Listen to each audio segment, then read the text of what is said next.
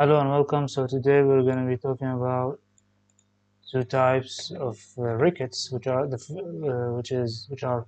X-linked hypophosphatemic rickets, and the second type is hereditary hypophosphatemic rickets with hypercalciuria. So what are the difference between these two? So in these two we have rickets, and rickets basically is like it's osteoporosis. It's when the bone is weak. And usually, in order to form bone, you need both calcium and phosphate combined together, and then to get deposited here in the bone. So, missing either one or both of these components is gonna cause osteoporosis or rickets. So, what's the difference between these two types? So, in this type, which is, by the way, it's much more common than this HRH type.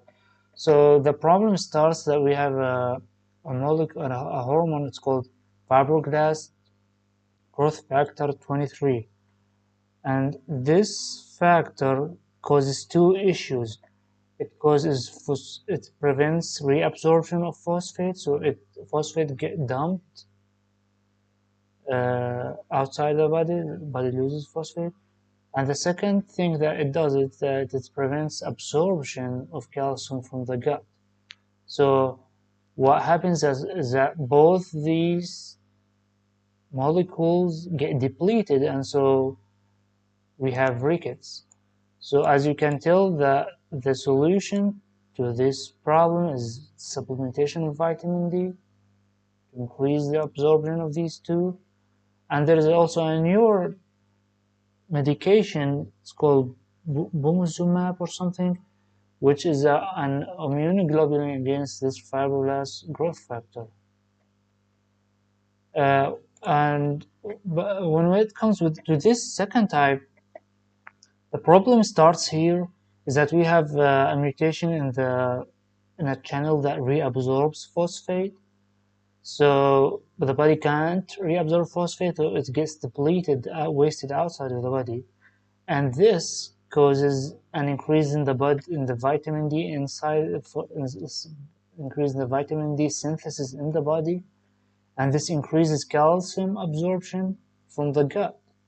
So, and with the calcium increases in the body, more calcium, some of it get deposited in the bone, but since there is no phosphate, the calcium cannot form um, the necessary compound that form bone, so stays weak and osteoporotic. And the high calcium also goes and get deposited in the kidney parenchyma, and this causes um, nephrolithiasis stones, and it causes nephrocalcinosis. And so this high calcium inside the urine is what gives the disease name hypercalciuria. And so, as you can guess, in order for us to treat this issue, we gotta fix the main issue in the sequence of problems, which is by replenishing and um, giving phosphate, to restoring the phosphate inside the body. And there is an important point. So why is it important for us to make a distinction between these two diseases? And this is because there is a major difference that in this disease, we can't give vitamin D like we can do in XLH.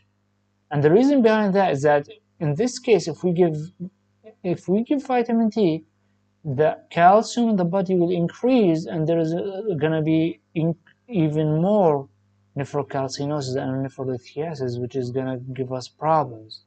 So the solution is to give phosphate only.